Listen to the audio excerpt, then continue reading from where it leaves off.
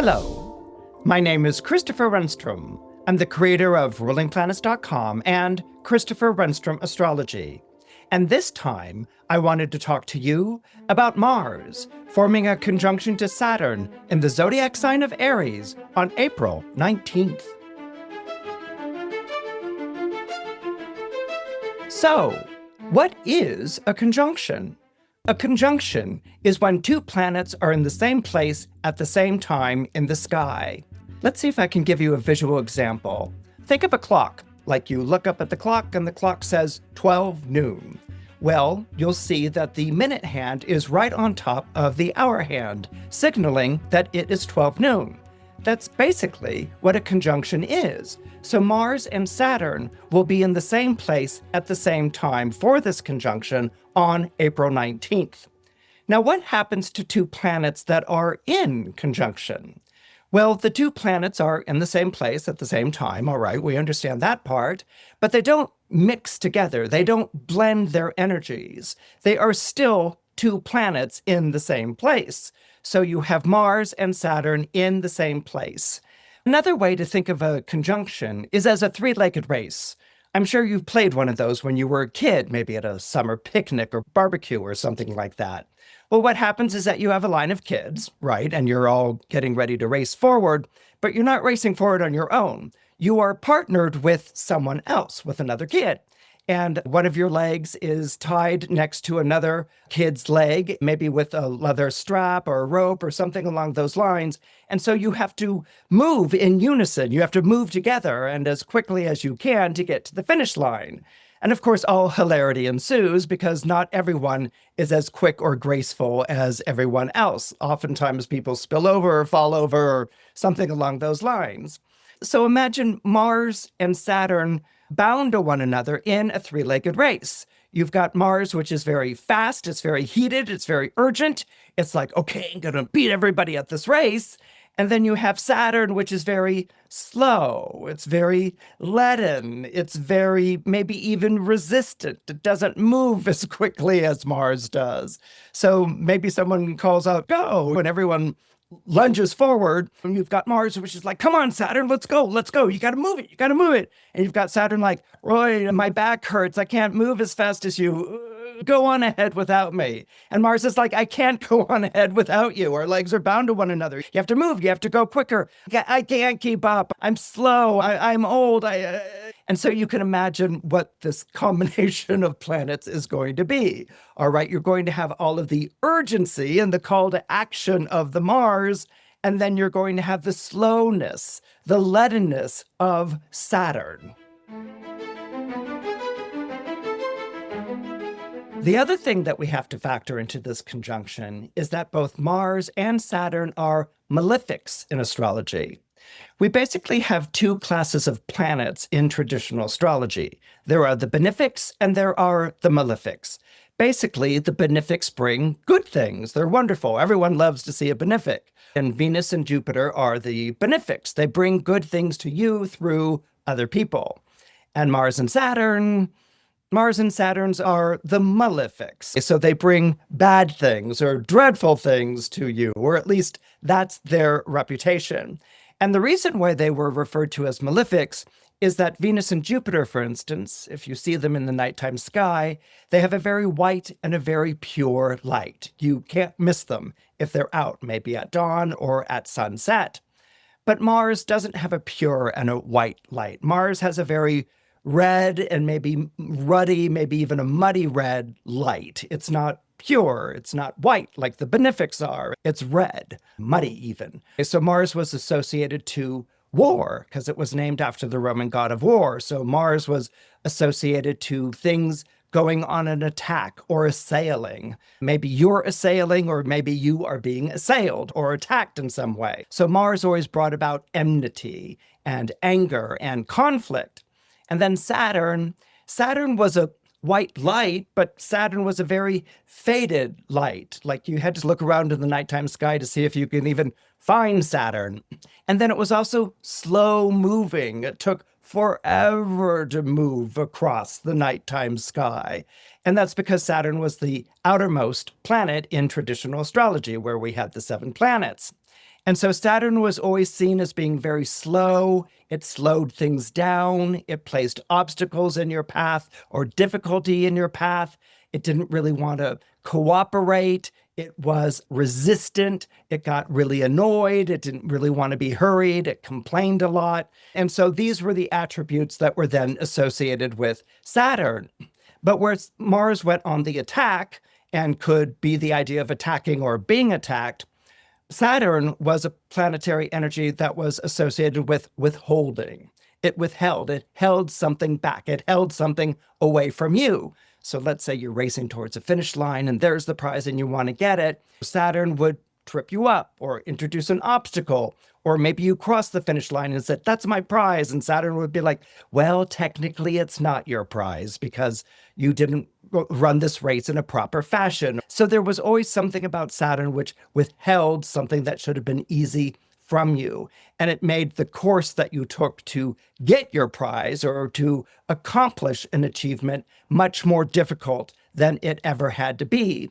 So when you have, again, these planets together, you get all the sense of the urgency with Mars and doing what it takes to win. And then you get the withholding energy of Saturn. It's not going to cooperate. It's not going to be easy. It's not going to make things easy. And when they're together in the sky like they are in a conjunction, there's no distance between them. There's no perspective. They're both acting at the same time. Imagine two people singing out a musical note. One is very loud and the other one is very flat, okay? And they come out at the same time. That might be another way to think of this conjunction of planets. So what happens when you put Mars and Saturn together? You might think, oh, there's a conflict or there's a fight or something along those lines. But that's not really an accurate description, because if there were a conflict or a fight, then we would be looking at something like a square. You've got one side that's fighting with another side, but they're here together. So there's no distance between the two of them. So what's really going on here, if you combine the idea of the urgency and the wanting to winness of Mars with the resistance and the withholding and the doubt and not being sure that's ever really going to happen of Saturn, what you have when you put these two planets together is the idea of a struggle. I want you to think of the word struggle for a moment here. It's not a fight. It's not a conflict. You struggle to stay awake, for instance, when you feel like you're falling asleep. You struggle against the odds that are stacked against you. If you're trying to go against a great obstacle, you may struggle to perfect something. You may struggle to try to understand something. So this idea of struggling, which is really the idea of something not coming easily, but you're trying to achieve it. You're trying to bring about some sort of accomplishment through it. You're taking on something, but it's a struggle. It's not easy. So that's the word that I really want you to keep in mind as I talk about the conjunction of Mars and Saturn and how it will affect each of the 12 zodiac signs. The other thing that I want you to keep in mind is this really wonderful phrase. I fell in love with it years ago. And he's from actually one of my favorite playwrights, which is Samuel Beckett, famous for writing Waiting for Godot. If you're familiar with that absurdist drama, this was all part of the theater of the absurd movement that was going on. One of the phrases that Samuel Beckett uses, and he's the king of contradiction, this phrase that he said that I always loved, and Samuel Beckett, by the way, was an Aries. His phrase was, "I can't go on. I'll go on." And you can even hear the two planets in that phrase. It's like, I can't go on. It's like a frustration and an anger. And then it's like, but I'll go on, which is like Saturn saying, okay, I'll go on. I can't do this, but I'll go ahead and go on anyway. So what you get here again is this urgency of the Mars and then this resignation, but the perseverance of Saturn. Now, you might be surprised to hear me use the word perseverance with the planet Saturn, but perseverance is very much a part of Saturn. We think of actions as if we take an action that we accomplish it very quickly. Well, what happens when we're frustrated in that action? What happens if we're told no? What happens if we're denied? Do we just throw up our hands and give up? Or do we return to the problem again? Or do we submit the application again? Do we wait until we can ask for another invite again? So this idea of slogging through, of persevering, even though you're full of doubt and telling yourself this is a stupid thing to do, even though your inner Eeyore voice is saying, oh, pooh, it will never work, there's still something about Saturn that perseveres. It never just stops. Other planets might quit something altogether or move on to something that's easier, but Saturn, even though it's full of doubt and maybe even dread, it perseveres. It keeps on going after it's worked through its doubt and its problems and things like that. There's something about Saturn that just refuses to accept failure. And again, that's something that Saturn and Mars both have in common. And that's something that is going to be very important for you to focus on when they form their conjunction on April 19th. Now, if you're born under Aries or you have Aries rising, this conjunction is going to sit very heavily on you. In fact, the struggle that you're going to be engaged in is a struggle with yourself. Aries is a zodiac sign that we associate with beginnings, with fresh starts. And that's because Aries is the sign that's associated with the spring equinox, the start of the agricultural year here in the Northern Hemisphere. So when you have Mars and Saturn conjoined together right at this point, what you're going to feel maybe is that things are over before they began. In other words, you hear the gun go off and it's the start of the race and you fall flat on your face while everyone rushes forward. What could also be happening here is that you have no perspective on the conjunction. In other words, the conjunction is taking place in your sign or your rising sign. So it's taking place at you. It's taking place on you. So there's no distance from it. You don't really have a sense of how to negotiate it or how to work with it or to maybe see the problems or the advantages. All you have here is this feeling of obstacle, of weight, and of contradiction. There's going to be part of you which is responding to the urgency, if you're an Aries sun or Aries rising, because your ruling planet is Mars. And one would think that Mars would prevail. I mean, Mars is in its own zodiac sign, so it rules all the planets that are in it, meaning that Mars also rules Saturn. So Mars should have the upper hand over Saturn. And that might be the way that you react at first, which is, okay, this needs to be done very quickly. It's very urgent. I've been posed with a challenge and I have to take it on. You may bring all of your Marsiness to the situation, which is like, power through. I'm going to take on this challenge. I'm going to struggle to win, to emerge the victor. But what happens here is that it's not a typical conjunction in the sense of the two planets being in the same place at the same time and just really the three-legged race. What I want to add to it, which is another dimension, is the fact that Mars rules Saturn in the conjunction. So again, our idea would be like, well, that gives Mars the upper hand. And my response would be like, oh no, no, it doesn't. What it means is that you inherit Saturn. Saturn genuflects to the Mars, but that doesn't mean that it's going to cooperate with the Mars. It's going to be like, okay, let's do this, but it's not going to, as I demonstrated earlier, move as quickly. It's not going to recognize the urgency.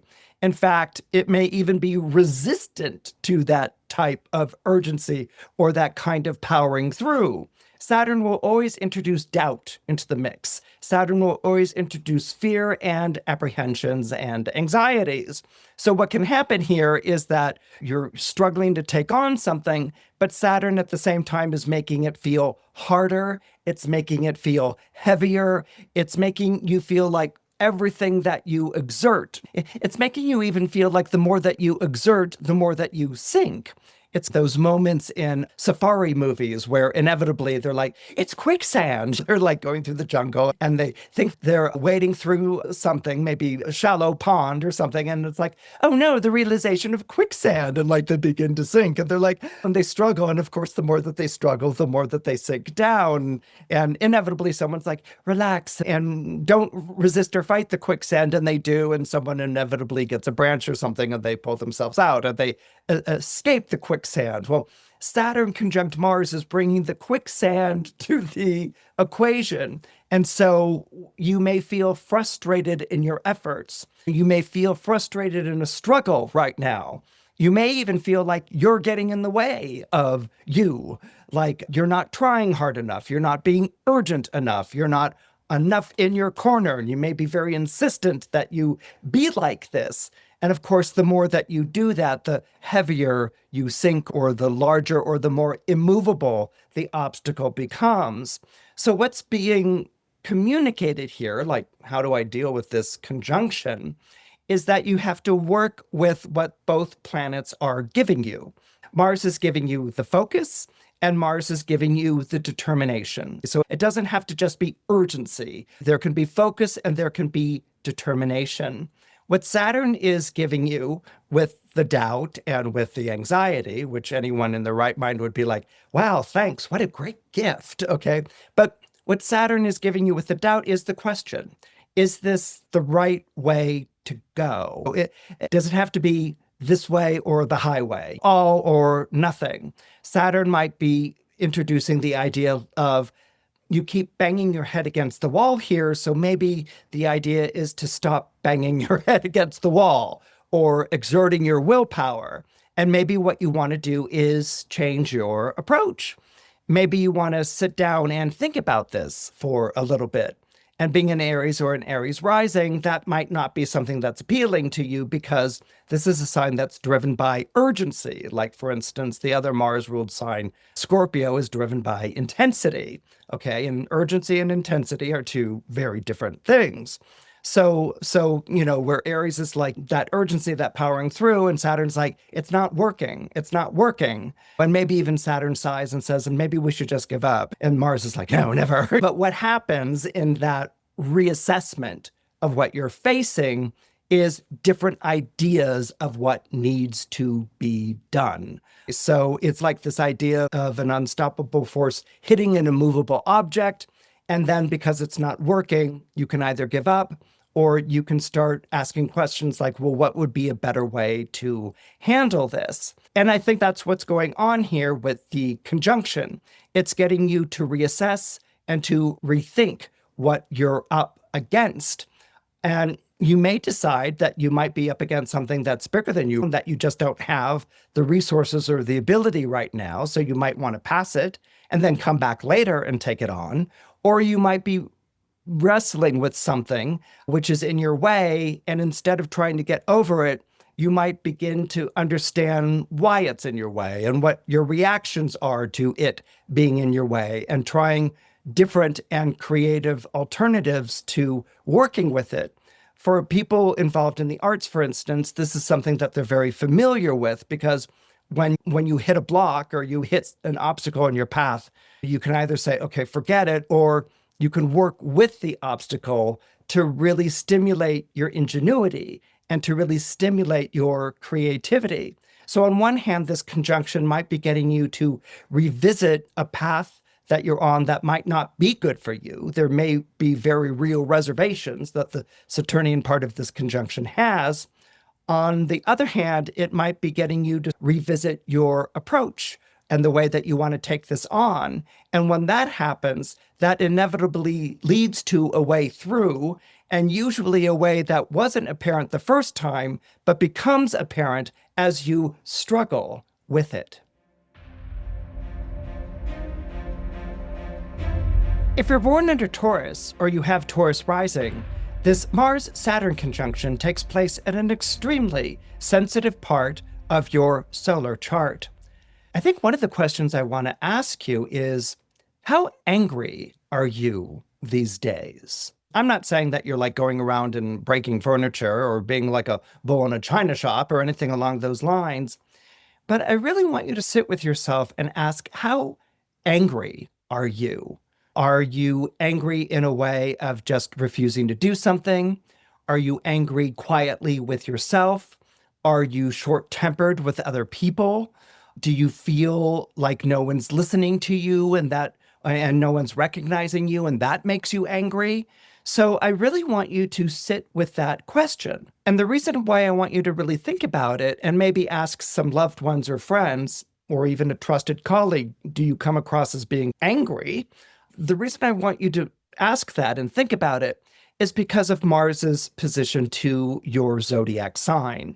Mars is in the sign that's next to your zodiac sign. It's called a semi-sextile in astrology. It's the sign right next door. And we don't really have perspective or an ability to recognize a planet that's in a zodiac sign that's next door to us. We can feel its presence, but we don't really see it. And what's going on here is what I would call Mars adjacent. So Mars isn't really connecting with you.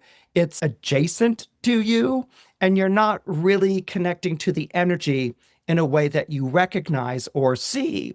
And that's why I'm asking about the anger. Is there a kind of free-floating anger that's going on right now, that's coming out? Are you speaking in a brusque way or being very abrupt or short-tempered with people?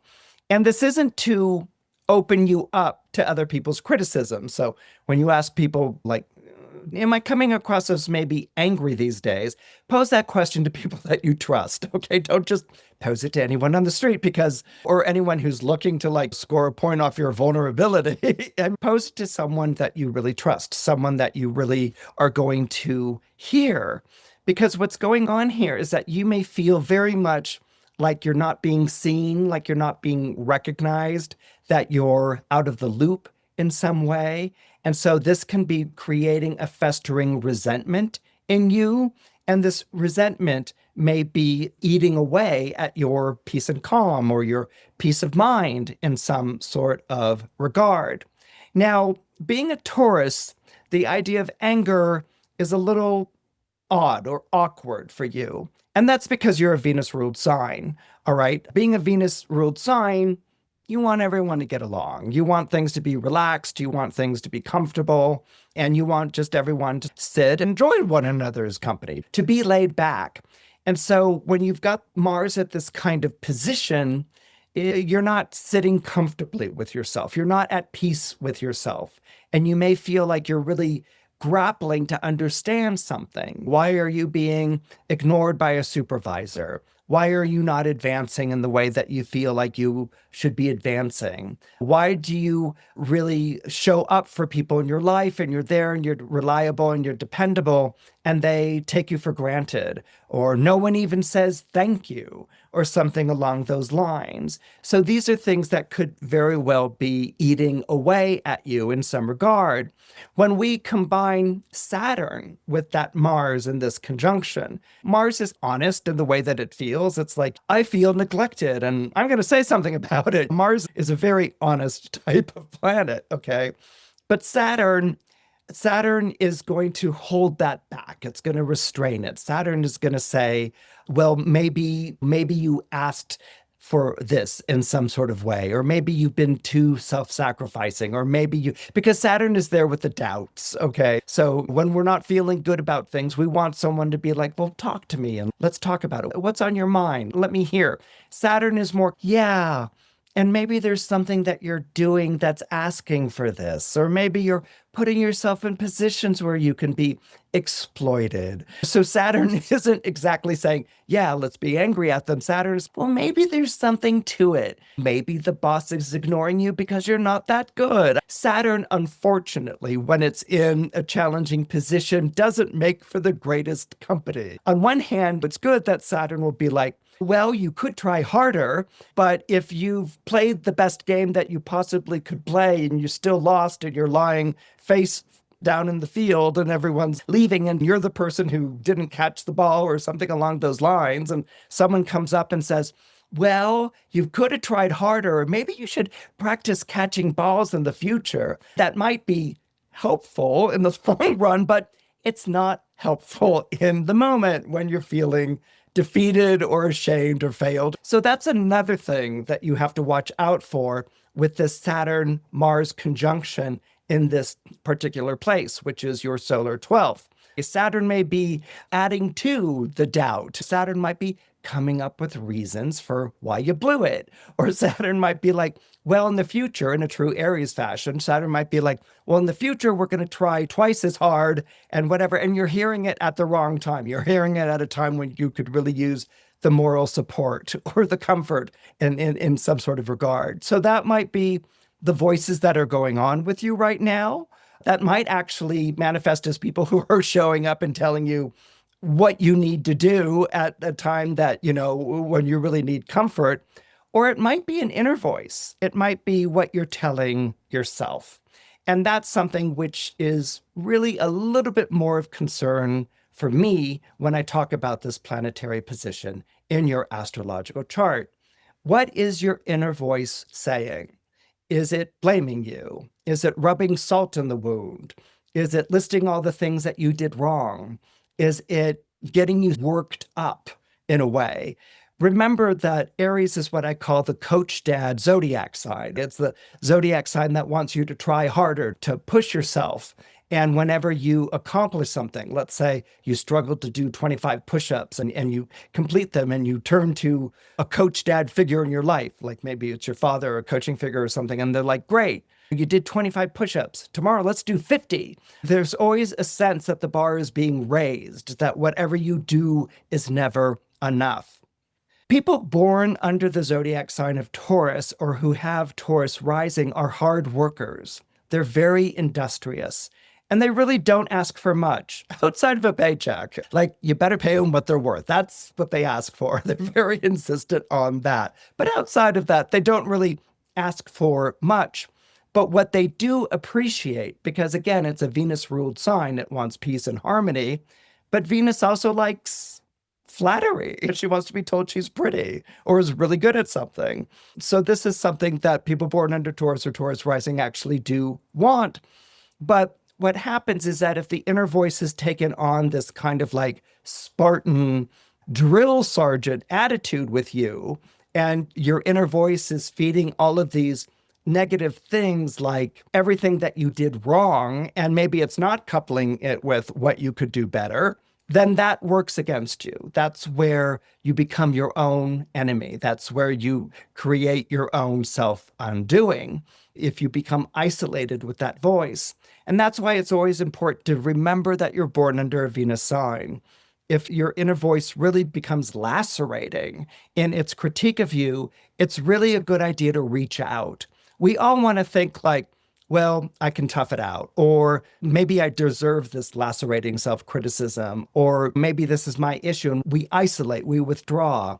You're a Venus-ruled sign. It's really important for you to share that with someone who's close to you, so that person can say, well, maybe there's something to it, but wow, like, are you that severe with yourself? Or don't you think you're being a little hard on yourself? Or where's the bright side in this equation? Sometimes we have to hear that from other people so that we can redirect that energy so that it's not attacking us, which is a very Mars thing. And Mars in this placement could be self-attacking, self-critical, and Saturn can encourage it with all sorts of planting seeds of doubt and anxiety and things like this.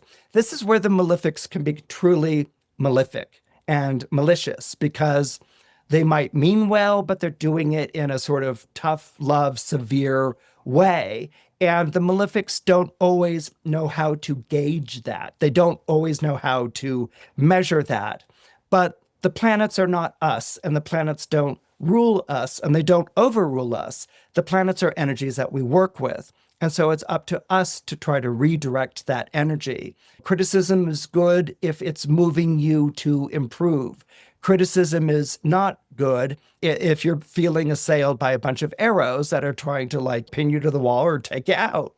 So there's a nihilism to that kind of criticism. And self-criticism can become addictive if you're really angry at yourself and you're really frustrated. So all of these things fall within the province of Mars and Saturn. So be aware of this and work with this, and know that there's a difference between true self-reflection and contemplation of who you are. And perhaps if you need to do something better, but in a loving and a kind way, that's a good expression of that. It's no good if all you're doing is getting down on yourself and then getting even more angry at yourself, because that's you harming yourself psychically or psychologically. And that's not a good thing. So that's something that it's always good to reach out to someone and to try to redirect that energy so that you are flourishing rather than berating yourself.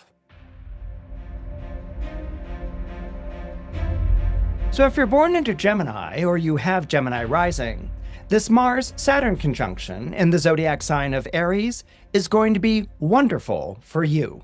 Now, I did use the word wonderful, and I mean the word wonderful, but I'm probably going to condition that in just a moment or two. But first, let's talk about what's wonderful about this. What's wonderful about this is that Mars and Saturn are both in the zodiac sign of Aries, and Aries forms a natural sextile to your own sign, Gemini. Sextiles talk about complementary energies. So this idea of uplifting and empowering is very much what happens when planets get together, or sextile one another rather, in air and fire signs. So what's happening here is that with Mars and Saturn being in Aries, forming a natural sextile to your own zodiac sign, they are uplifting you, they are empowering you, and they are also making you more aspirational. They're basically saying to you right now, I can do that. I can take a risk. I can try something out. I've mastered a discipline. I'm ready to show people what I can do. Or I have access to opportunity and I'm going to make the most of it. And I have the ability to make the most of it. So this isn't just an opportunity opening up. This is opportunity being matched to your abilities or your capabilities. It's a realization that you can do something and that you can make it good and you can do it extremely well. So there's going to be this uplifting and energizing type of energy in your life. You may even be working with some sort of mentor or coach right now, someone who sees in you certain talents and abilities and is showing you how to make the most of them. And that can be a really wonderful thing. Now, remember when I said earlier in your forecast, yes, a sextile with this energy to your sign is wonderful, but there's a condition or conditions. The conditions are going to be the planets Mars and Saturn themselves. Now, if this were a sextile taking place with, let's say, Venus and Jupiter, these would be two planets that would be saying, oh, this is wonderful. Yes, you can do this. You're wonderful at it. I think you're the best at this. They're going to encourage, flatter, make opportunities available to you where they're within reach and you can make the most of them. And this is great. When you have a sextile with Venus and Jupiter in a situation like this, it's almost like being handed a box of chocolates, and each chocolate is an opportunity and you get to pick out which one you want. But no, we've got Mars and Saturn here.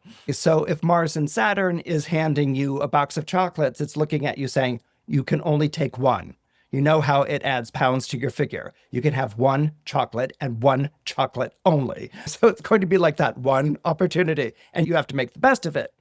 What it may also describe here is that you are working with perhaps a mentor figure or teacher figure, someone who's training you or showing you how to do something or to hone your own talents and abilities, but there's going to be a severity to it because of the Mars and the Saturn conjunction.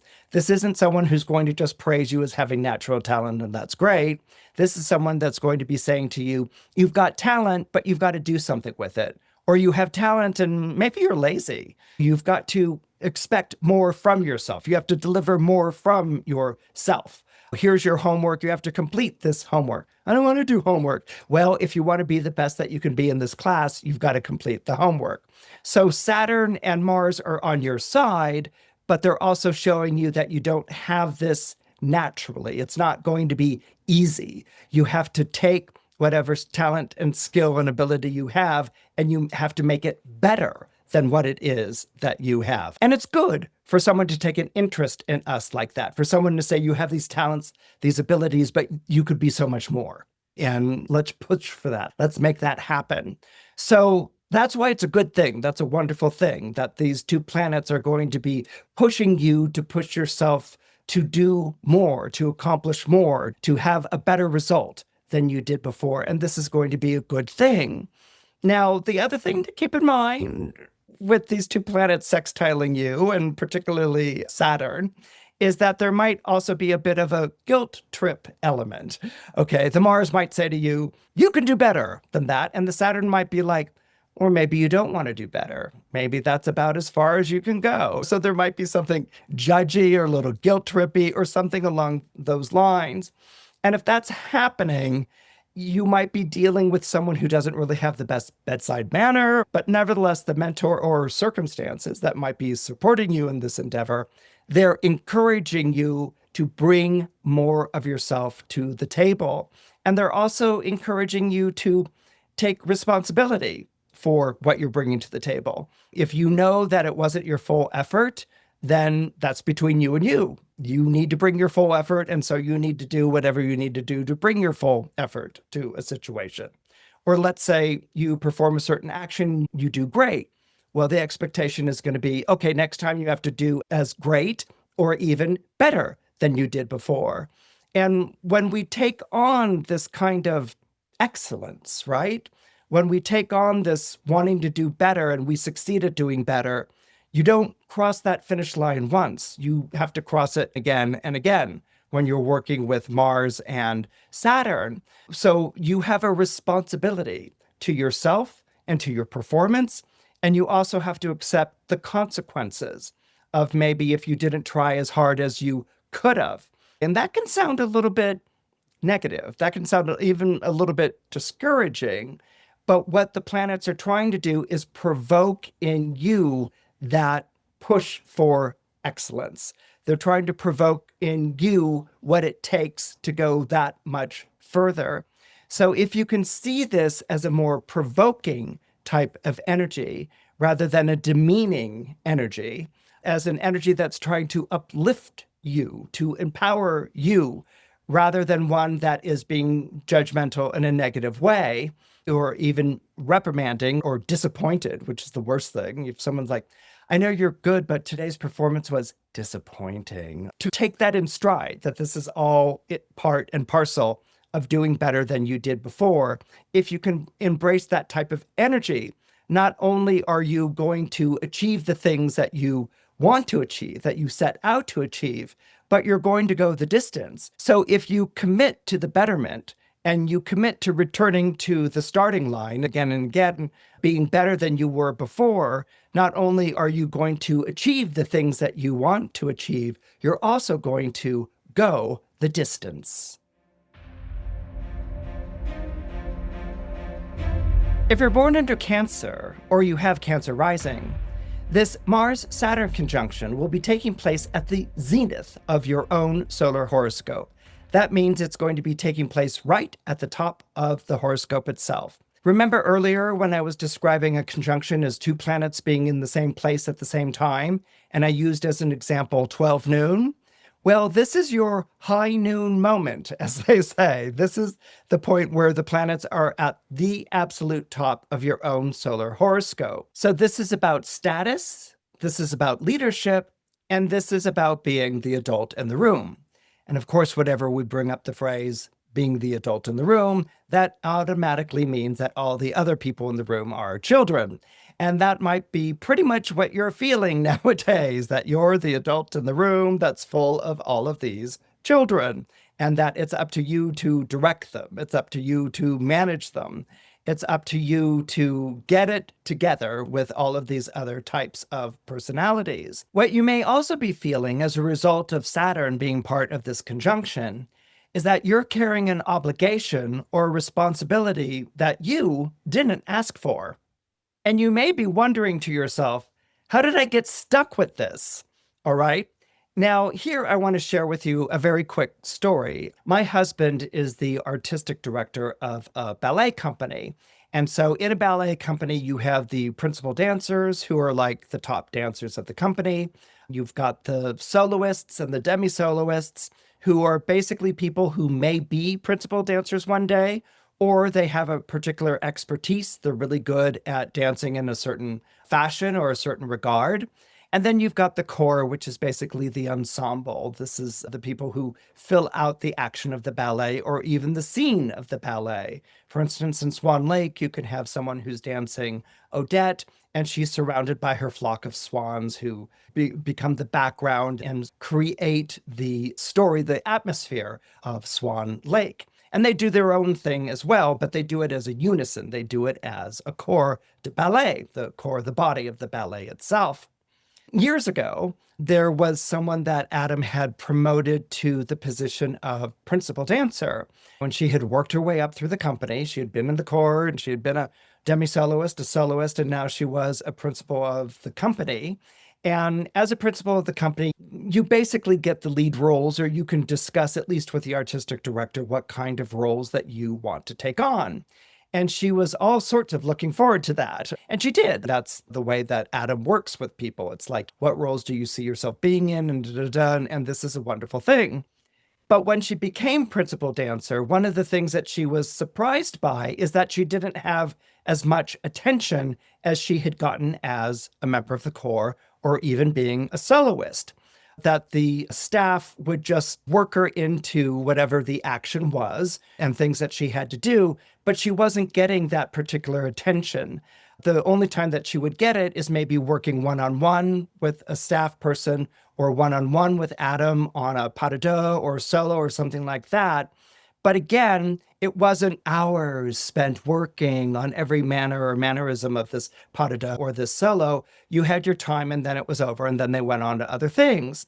And so one of the big shocks for her was like, why am I not getting all this attention? I'm a principal ballerina. And she took a meeting with Adam one day and she asked him those very things. And Adam said, because you don't need it. And she was like, excuse me? And he's like, you don't need it. You've been in the corps. You know what the corps has to work as a unit. They have to be in complete unison. They need that attention. They need that focus. They have to move as one being. You've been a demi-soloist and a soloist, so you've heightened your skills and your abilities, and you know how to hit these marks and to lift these legs and show and bring this to these particular roles. But when you're a principal, I expect you to do the work on your own. And she was like, oh. And he's like, yeah, because you've done all of this. You've come up through the ranks. You know how to do all of this. And so that work needs to already have been done so that when we sit down and we work on a solo, when we sit down and work on a pas de deux, we're not starting from scratch. You already know how to do this. You bring that in so then we can refine it. We can edit it. We can shape the performance. And it took her a little while to wrap her head around it, but she actually began to see exactly what Adam was talking about. No, I may not get the sort of time in terms of quantity that the other dancers get, but I get that special time in terms of quality. And what Adam's doing is that he's building on my performance. He's not saying, okay, we have to do a complete makeover of who you are or what your abilities are when we take on this role. You already know how to do that. You've already got the discipline. You already have mastered these techniques. And so what we do is that we're going to build on that. That's what happens when you have this kind of a conjunction at the top of your own solar chart. You're in a position of leadership. You're in a position of responsibility. Everyone understands that you're in charge. Maybe you're in charge because you were the parent of the household. Maybe you're in charge because this is your classroom. Maybe you're in charge because this is the animal rescue that you run. It doesn't have to just be like a ballet company or a corporation or anything along those lines. You're being recognized for what you can do and for your expertise. That's a given. That's not something that people have to go and show you that you are, any more than you need to go and prove that you're this in order to demand attention or respect or anything along those lines. So what these planets do at the top of the chart is that they're there to show you, you can do this. You can do this. It's like, I can do this. But they're also there to say, own it. It's not just, I can do this. It's own it. I need to own this position of leadership. I need to own this position of status. I need to own this position of being the adult in the room. And how do you exercise authority? How do you express authority? Do you shout at people? Do you lecture them? Do you put them down? Do you say, we need more and more and more? Do you play mind games? These aren't real expressions of authority. These are expressions of someone who's trying to be an authority. And authority has that presence. They have that ability. They understand how a group works or how a project works or an endeavor works, and they give direction to it. They know which people to point out because maybe there's specific skills or talents or abilities. They delegate responsibility. They don't take it all on their own shoulders. If someone's there who's really good at something, you don't go and do the project yourself. You delegate to the person who's really good at something so that your time and energy as a leader or a person in charge is to really herd all of these energies. It's not you going and doing it on your own or being a control freak or something like that. It's you working in conjunction with people and with different interests. And the more that you can bring that sort of team spirit to what's going on here, which is an awareness of specificity, what are someone's talents and skills and what they bring to a situation, what your vision is of it, and how you see it being accomplished, and you working in conjunction with these energies, the more successful you will be. So again, because we're dealing with the malefics at the top of the chart, there's always going to be this feeling of, I could do more, I can try harder, I can work harder. There's going to be a struggle. Maybe you're struggling because you want the best for your team, and that would be a natural and a good struggle. It's like, okay, we can do this project, we can take on this endeavor, let's work together to make that happen. That's a struggle, and that's a good struggle. But you may have other struggles like doubts and insecurities, and you don't know if you can do this, or getting angry or forceful, or the opposite, not saying anything because you're angry and you're not going to express it. You have to really observe yourself in this position. You have to really own the fact that the buck stops with you, that things are on your shoulders. If you make a mistake, it's not about pointing out what somebody else did wrong. It's about assuming that responsibility. Because when you do that, you show people working for or with you, you're there for them. You're going to take it on your shoulders. You're going to say, okay, in the end, I'm the person who has responsibility for this. And they're not going to feel so much like they have to point fingers or blame or say it's somebody else's fault or something. They can be like, you know what, maybe privately to themselves, maybe I didn't do the best job and I can do better next time. So by taking the responsibility onto your shoulders, you become a role model for people to follow and to see. And that's where the respect comes from, because you become better at your job. You're more focused on what needs to be done. And so that's where the respect comes from. That's where the support comes from. That's where people who need to be in a position of stepping up to the plate in a certain way do it under your guidance, because you have to spend all of this time with them. So this is something that the Mars and the Saturn brings to the top. It can be about anxieties and doubts, but it's also, if you think about Aries, it's about streamlining. It's about making things sleek. It's about making things as efficient as they could possibly be, because there's that soldierly uniformity to Aries, that we operate as a unit. You have another person's back wherever we are going into. We're trained to deal with situations that can get out of hand because it's all about it not getting out of hand, because we maintain control through the exercise of authority, which isn't bashing people's heads or bullying them, but by showing people the way that it is done. And so the more that you can embrace these ideas, being in this particular placement, the Mars and Saturn being in this particular placement, the more that you're going to be able to wear the mantle of authority wherever it may show up in your life, so that the way that you wear the mantle of authority in whatever context it shows up in your life, that you wear it gracefully and that you wear it with possession, that you own that authority. And when you can exercise authority like that, not only do people look up to you, but people follow the direction that you give them.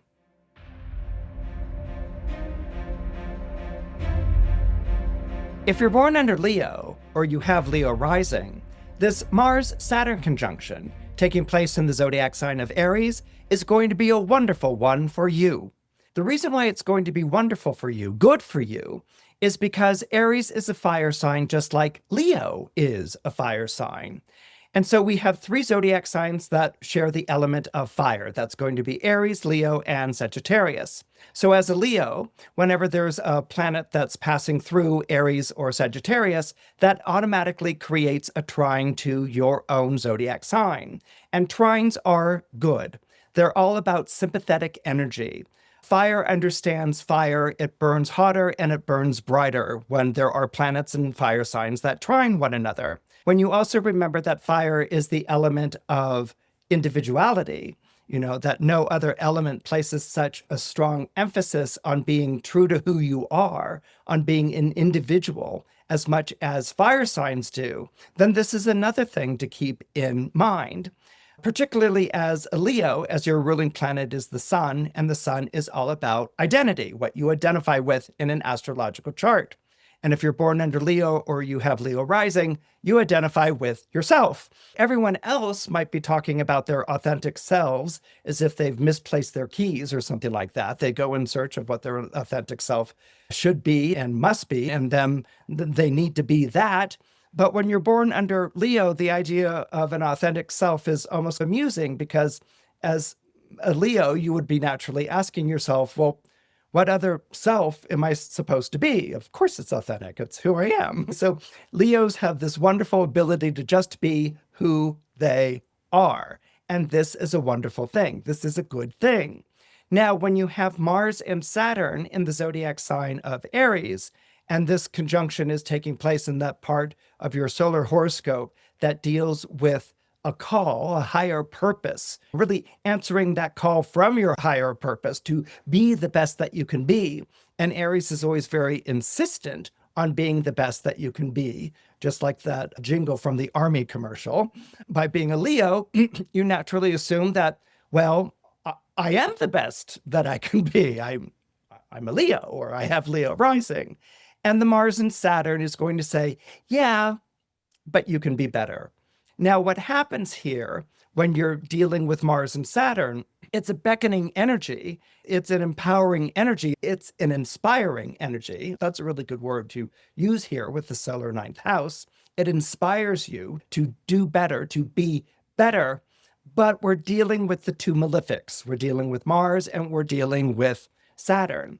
If we had the benefics in this position, Venus and Jupiter, they would say, but you're great already as is. You're so beautiful. You're so lovely. You don't have to do anything different. You're just like fabulous. You're wonderful. That's what the benefics are going to do.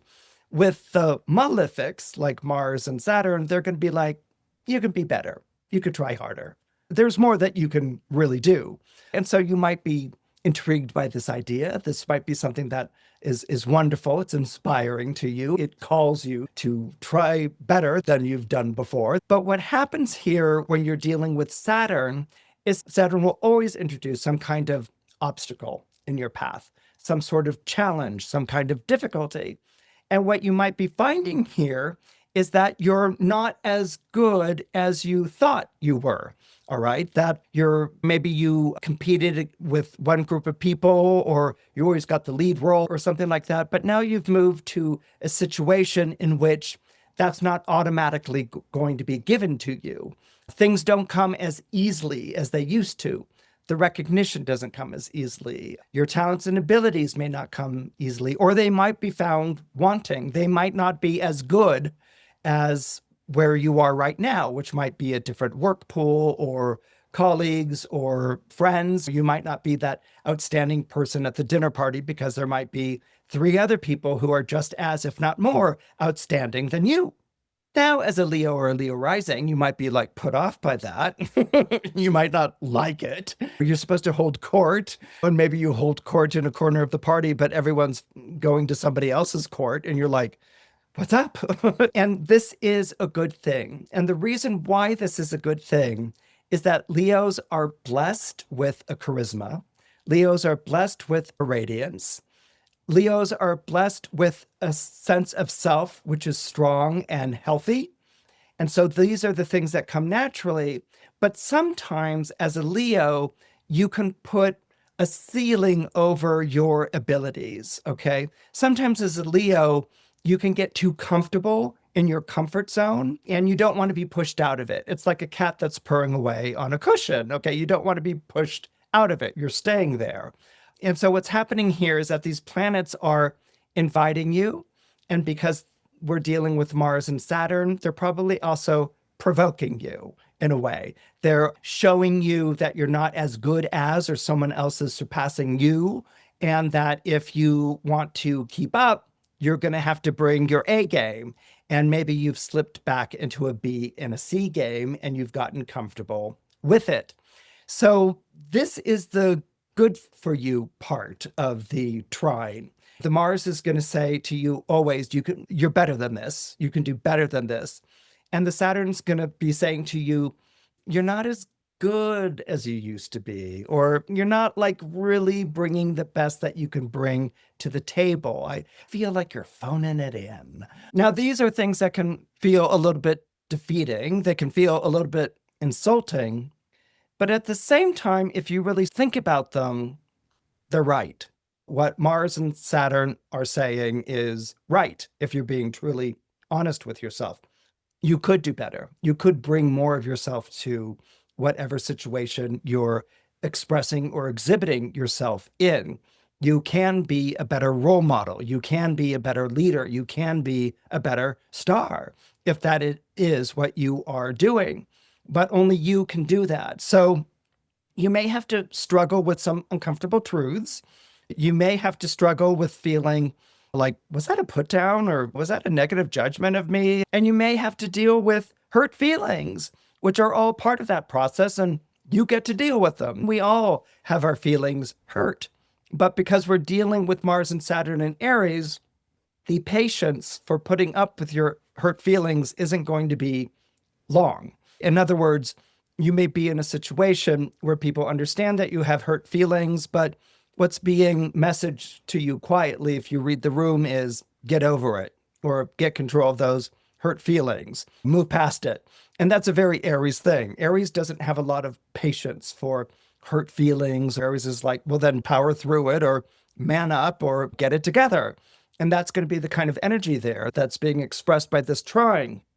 So on one hand, the trine is good because it's encouraging you, it's pushing you, it's leading you in a direction that's going to pay off. That's essentially what trines will do. They're leading you in a direction that's going to reward you. It's going to pay off. But again, this is Mars and Saturn. It's going to pay off if you invest the energy. It's going to pay off if you improve. It's going to pay off if you show the determination and the resolve. If you work at really honing those skills and bringing the best that you can to a situation, what it pays off in is not only you getting the things that you want and enjoying them, but it also pays off in the realization that, wow, you really can achieve more and do better if you push yourself to do that instead of just accept the things that come easily. That extra push takes you further and is also much more fulfilling and rewarding. If you're born under Virgo or you have Virgo rising, this Mars-Saturn conjunction in the zodiac sign of Aries will be taking place at a very odd angle of your own solar horoscope. What's happening here is that the angle isn't such where it's sextiling or trining. It's basically what we call a quincunx in astrology. It's something that fits funny. It sits at an odd angle to you. So you're aware of the energy, but you're having a hard time picking up the signal of this energy. You're having a hard time making use of it. The conjunction also takes place in the very sensitive part of your solar horoscope. It's not one that you wear comfortably. In astrology, we talk about the 12 houses. This is in the solar 8th house, and it's not a house that you reside comfortably in because it's not one that you altogether really understand in a comfortable or even a coherent way. So what's happening here is that the conjunction is taking place and it's probably showing off more of its negative than its positive aspects. Doesn't mean that it doesn't have positive aspects. What it means is that the message that's coming from this conjunction is garbled. It's hard for you to make out. It's hard for you to trust. It's hard for you to see how it's benefiting you. And so, because we're dealing with Mars and Saturn here, and they're in the zodiac sign of Aries, these two planets are pushing you to be the best that you can be. Now, at first, that sounds great. Okay, Mars and Saturn are getting together in Aries to push me to be the best that I can be. That's great. I'm a Virgo. I'm a perfectionist. That sounds like a really wonderful thing. But the way that they're doing it, all right, the manner that they're going about pushing you to be the best that you can be is not one that's particularly positive or constructive. You know how there's two types of criticism? There's positive criticism and negative criticism. There's constructive criticism and defeating criticism. It's like that. Full well that if you're receiving positive criticism or if you're giving positive criticism to someone, it takes a lot of thought. You have to be able to identify the places that the person isn't getting right. But you can't say, oh, this is what you're getting wrong. What you have to do is say, I see you struggling with this, and why don't we try this? Or why don't we try that? It's not like you're blowing it, like you really suck at this job, like, who hired you? It's more like, okay, I can see that you're having difficulty doing decorations as a pastry chef. I can see that you can make cupcakes or a cake, or wonderful at baking, but your decorations aren't really the best. And so let's try this to improve it, or let me show you how you can make this better. You say that you're good at something, and then this is how you could make it better. That's a positive criticism. That's a constructive criticism. When you've got Saturn and Mars together at this angle, what is being communicated to you is all the things that are wrong, and or what you're hearing is everything that's wrong. Now, I really want to be careful with that, because there is a tendency in our society to say, like, I'm sorry if you feel that way. Like that passes as an apology. Like, I'm sorry if you feel that way. And it's so pathetic, because if you're trying to apologize and you say, I'm sorry that happened, or I'm sorry I did that to you.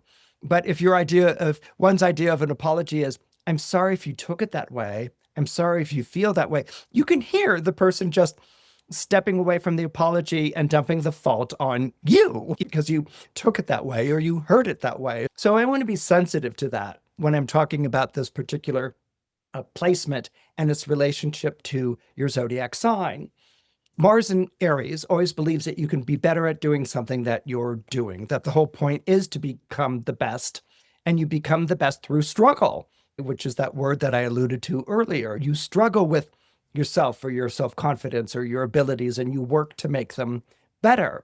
So Mars in Aries always believes that you can be better. Saturn in Aries believes in persevering. It believes in doing accurate assessments of what you can do and what you can't do and choosing wisely.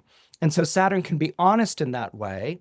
But then Saturn, if its message is garbled, can also be pointing out all the things that you're doing that's wrong, where you're falling short, that this was bad. Saturn can almost become like wrong, wrong, wrong, and repeat it.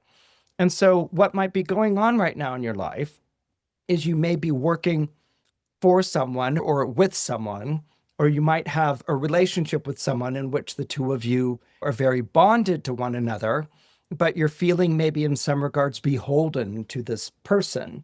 Maybe you're financially beholden, maybe you're emotionally beholden, maybe you depend on this person, maybe this person you just regard as being an authority, like higher up on the ladder than yourself, or maybe you put that person there. What can be going on here is that you may feel like everything that you're doing is wrong. It's falling short. It's not, or you may be feeling like everything that you're doing isn't enough. You're not pleasing this person. You're not getting the approval. And so this person might be withholding the approval or pointing out things that are wrong. Now, what can happen when you're born under Virgo or you have Virgo rising is you can have a love-hate relationship to people or situations that push you. On one hand, you can be like, I need to be pushed. I like to be pushed. This is a good thing. This is something that will hone my skills. This is something that will improve me as a person. So I'm going to embrace being pushed in this way, or this situation has introduced a series of challenging circumstances that are really pushing me to draw upon my strengths and resources. And that can be good. The hate part of it can be, I never get this right. I never get this person's approval. I never hear a thank you. I never hear good job. All I hear is all the things that I did wrong. This person is withholding those things from me. Or the circumstances are such that you prevail, but nobody claps or applauds. Now, Virgos don't do this for the clap or the applause, but they do it to be efficient and to be good. But if they're improving themselves, if they've taken on that idea of like, I can learn from this, they want to know that they're learning. And if no one is saying, wow, this is something you used to struggle with and you don't struggle with it anymore and you're doing great, or if circumstances aren't such in which you're getting promoted or raised in some sort of situation, then there can be this question as to whether you're getting anything out of it. But being a Virgo rising, chances are you'll take it on yourself to try harder and then you're not pushing enough. And all of those tendencies to, it's on me to try harder, it's on me to push harder, are going to become exacerbated in the zodiac sign of Aries.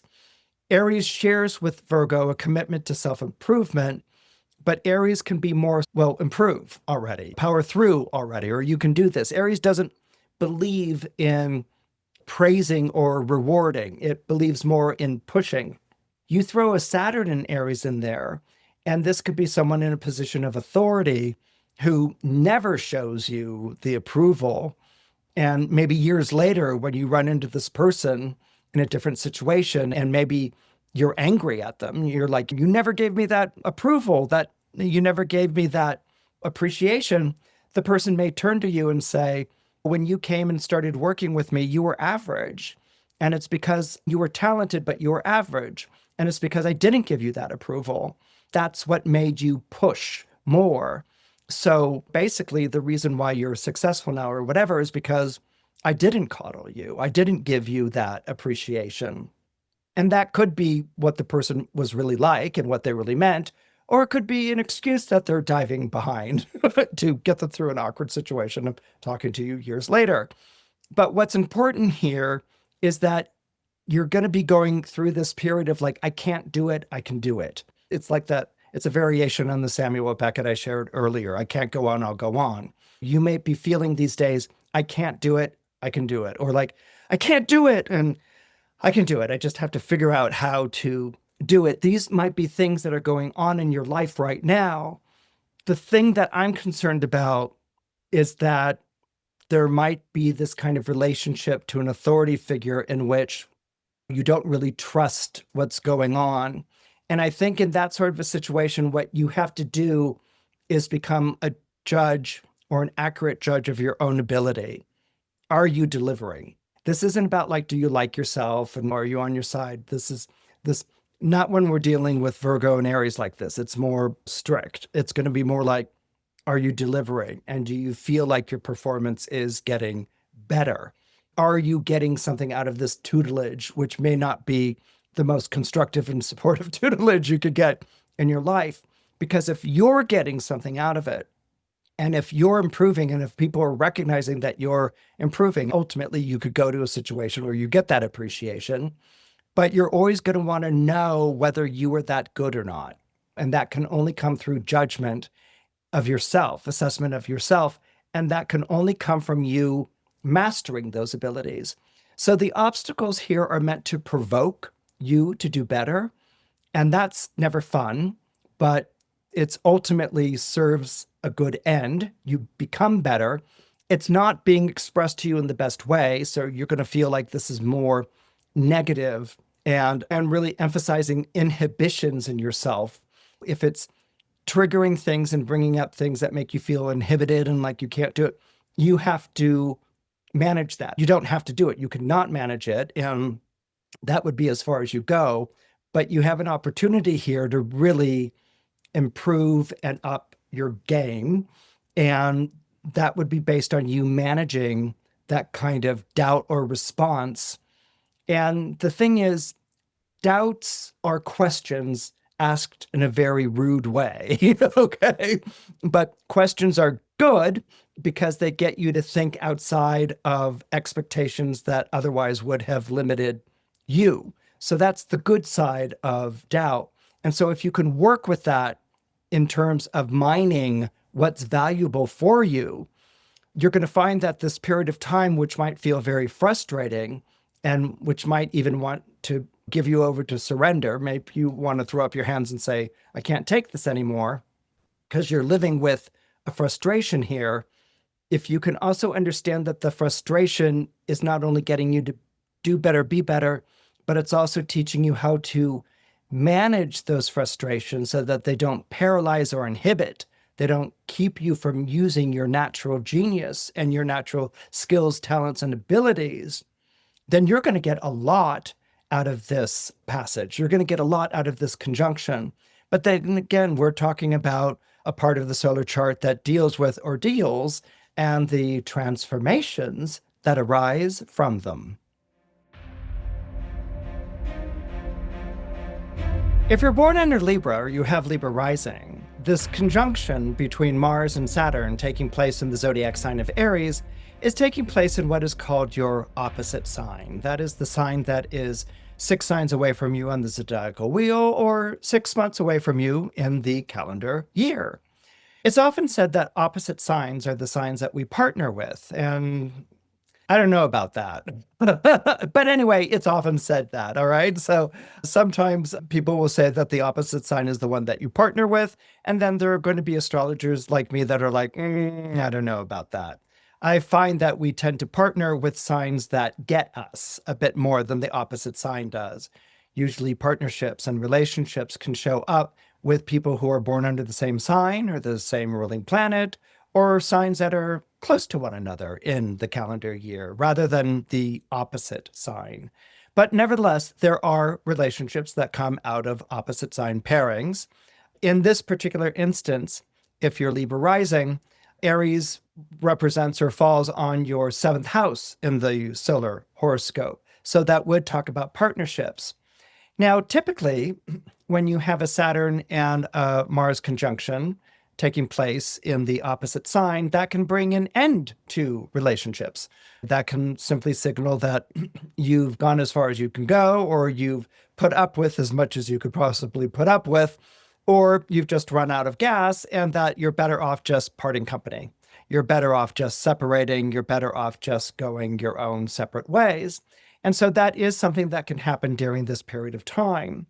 But just because that happens in maybe a romantic relationship or even a business relationship or even a creative collaboration, that's not the whole scope of what the 7th house is.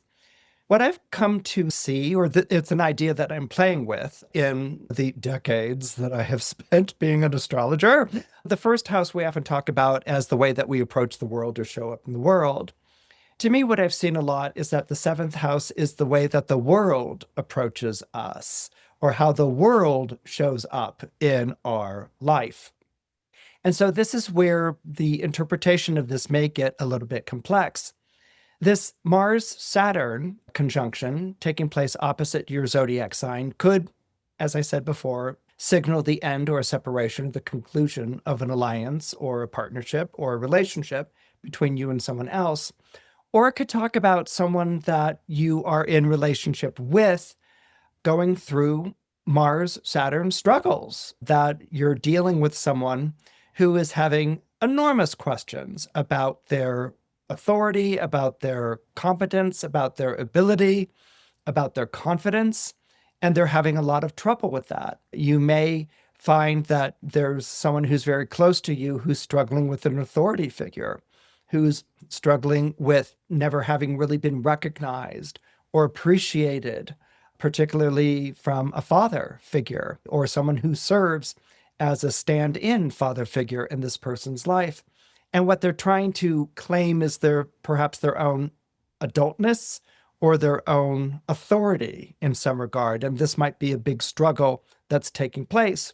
Or it might simply be that you're dealing with someone who's having a hard time being good to themselves, that there's a lot of putting themselves down or feeling depressed or feeling beaten by the world or at odds or in great conflict. They may be experiencing a struggle within themselves.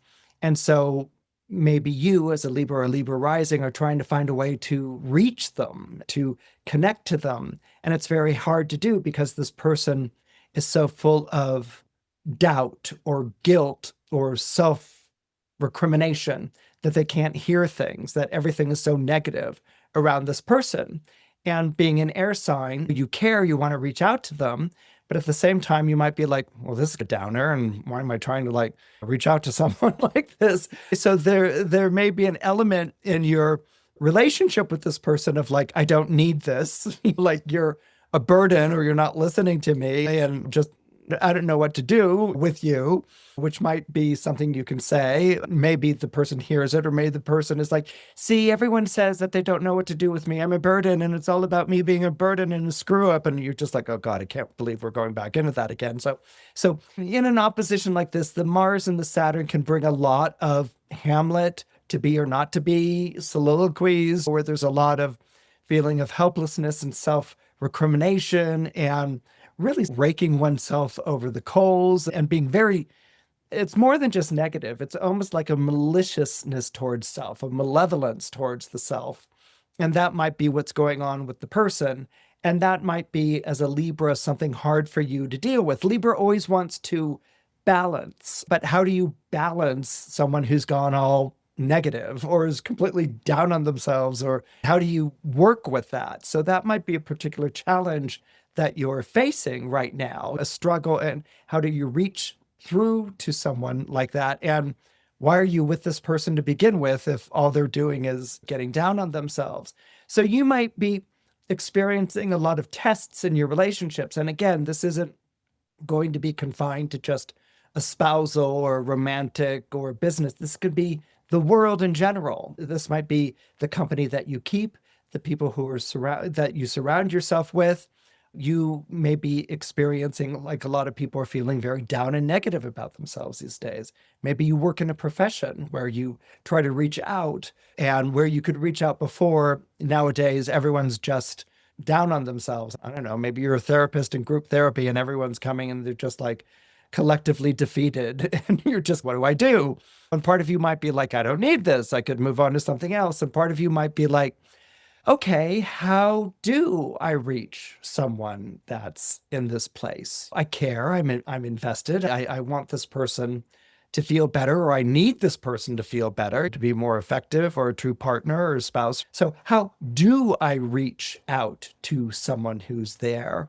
And so what's happening is that you're in some ways dealing with a dog that's been hurt, that's in a corner, all right? And you're trying to reach out to the dog, and the dog's like, just like, goes at you. That's the Mars part.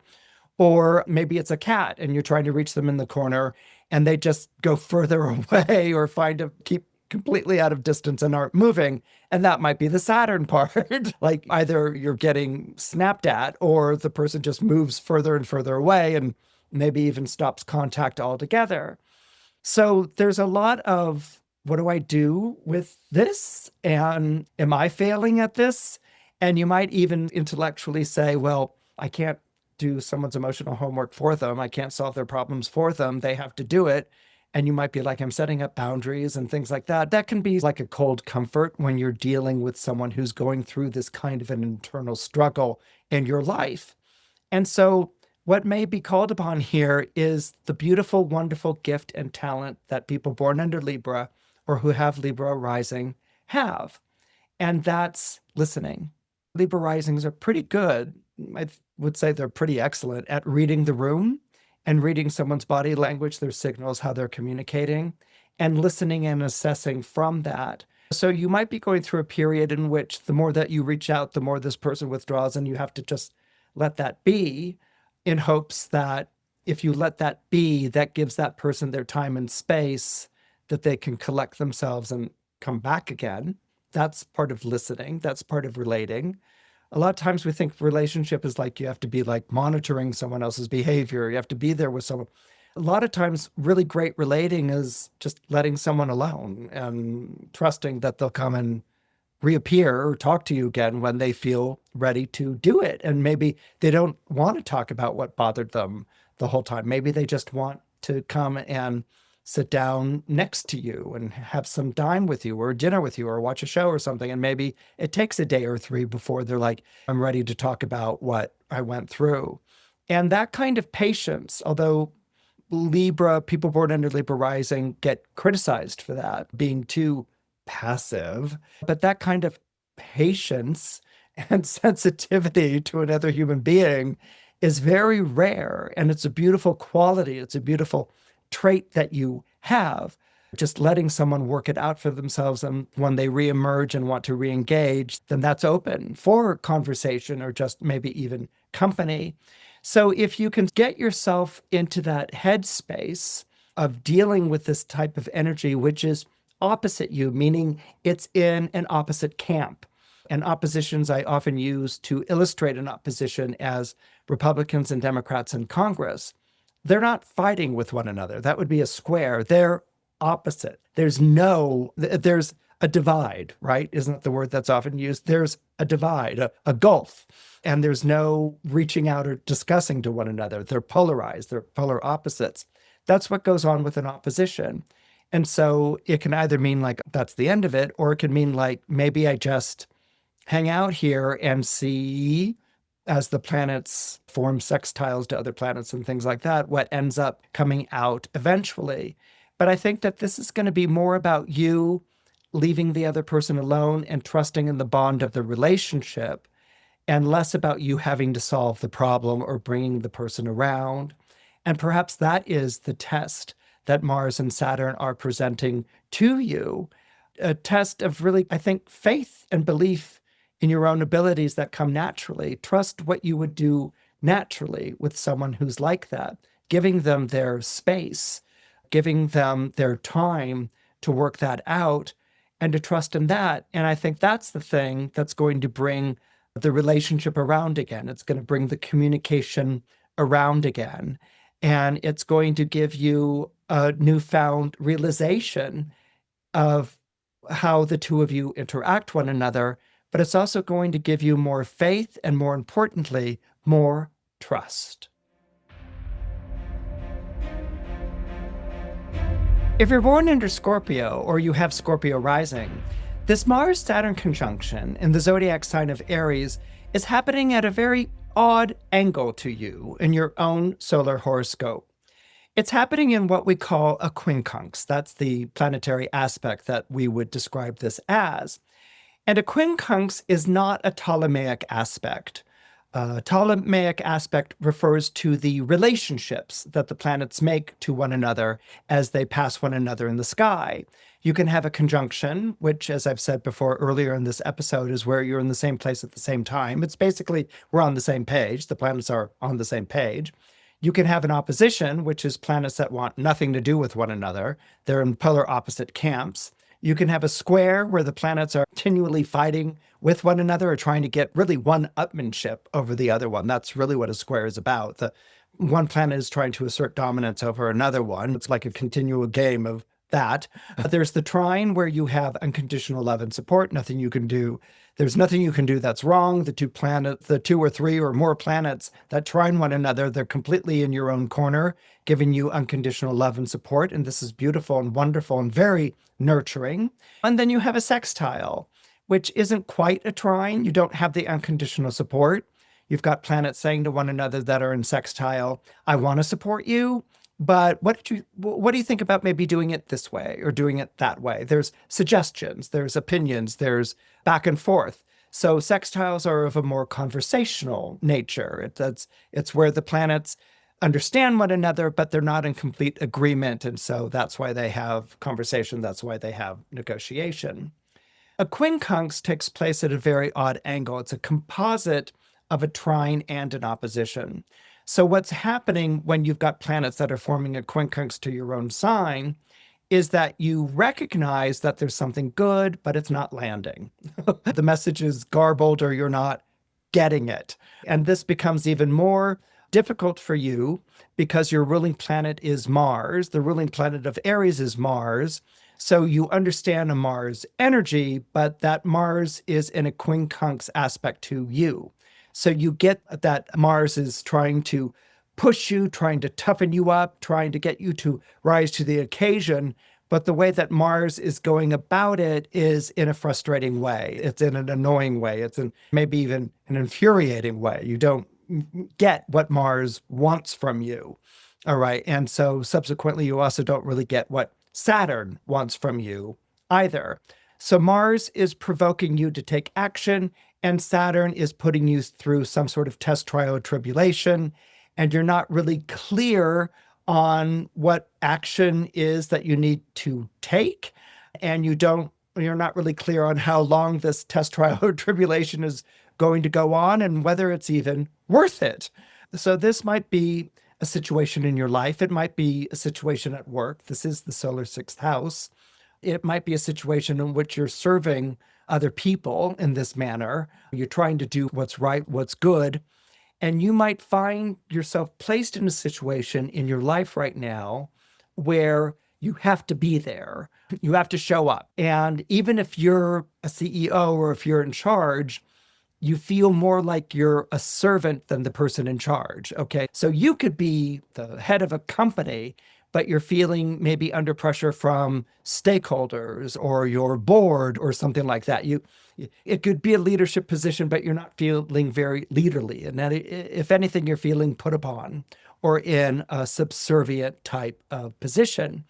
And you may be asking yourself, whether it's a project or an endeavor or a job, am I making a difference or am I just here to keep things from falling apart? Okay. And so there's a lot of pressure on you perhaps right now, a lot of demand on you right now. And you can't really tell if you're making a difference by doing what you're doing or if you're just there to keep things from falling apart. And what this puts me in mind of is a story that I always heard when I was a kid. And I think it's actually a really good story for where you are right now. And that's the story of the little Dutch boy. And the story of the little Dutch boy, he's got a name. His name's Peter, and he's 7 years old when this happens. Peter lives in Holland. And in Holland, as you may already know, Hollanders have built big walls of earth and stone to hold back the waters of the sea. So this isn't a natural landscape that you can build a city and things like that on. It's a landscape that's created because walls have been built to hold back the sea, or dams have been built to hold back the sea and create this dry space. And these walls are called dikes, all right? So Peter lives this is where he lives. And one day, Peter goes to visit a friend of his who's blind, and he's taking bread that his mother has baked or muffins that she's baked or something like that to his friend who's blind. And he crosses over the dike to another part of town to see his friend, and they have a marvelous visit. But he notices actually when he crosses over the dike that the waters seem rather full. They're very high up against this wall. The waters are very high up. And so that's like not a great sign. And that's because they've had like a lot of rain and things like that. But he has a wonderful visit with his blind friend, and he's coming on back because his mother's told him to be home before the sun goes down. And he's complying. He's obeying with what she says. And he's crossing back over the top of the dike again and down into the alley, the street, and he's heading on home. And what he sees suddenly out of the corner of his eye is that there is dripping water. He actually hears it first, and then he sees it, and that there is a hole in the wall, and that there is water dripping through it. Now, every child and every person in Holland has been taught that this is not a good thing, that you always want to keep wary of things like this, that the walls have to be watched at all times, because at any point, the ocean or the sea could break through it. And he sees a little hole in the wall, and there's water trickling through it, and he doesn't know what to do. And this hole could become larger. And he calls out to people, and there's no one there. So what he does, because it's lower on the ground, is that he crouches down and he puts his finger in this hole and he plugs it while calling out to people. Well, the sun is going down, no one is around, and he has plugged the hole with his finger, but he can't leave, because if he leaves, that water could come through, the whole hole could grow larger, and this could be a disaster for everyone living here. And so, meanwhile, his mother, who's gone out looking for him, the sun's gone down or whatever, and she just assumes, well, sometimes Peter spends the night with his friend, and maybe that's what he's done. And that's okay, but in the morning, I'll scold him. He shouldn't be doing that. He's too young, things like that. And so Peter spends the entire night with his finger in this hole, plugging this hole. His presence is the only thing that's keeping all of this town safe and dry. And so he's hoarse from calling out. He can't remove the finger, so it's freezing cold. It's even colder now that the sun has gone down. He tries whistling or singing to himself, but his teeth are chattering. And he basically spends the whole night, he's gone from crouched to a seated position, plugging this hole that, again, without him, that would be disaster. And so he stays there, he endures.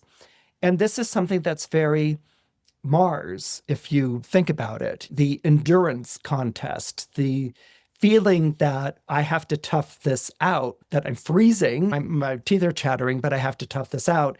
And then the tremendous responsibility on the shoulders, which is the Saturn.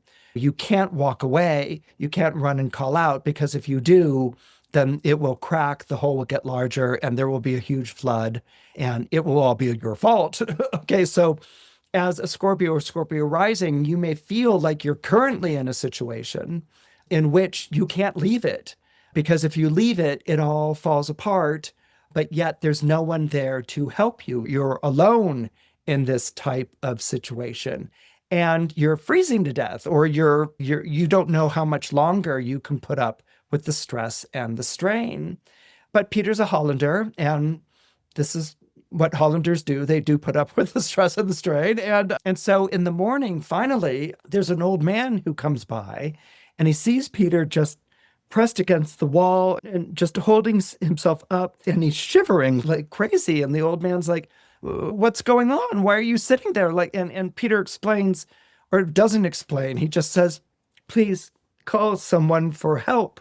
And the old man sees that there's a hole in Peter's fingers in it, and he's like, ah, and he goes and immediately calls for help.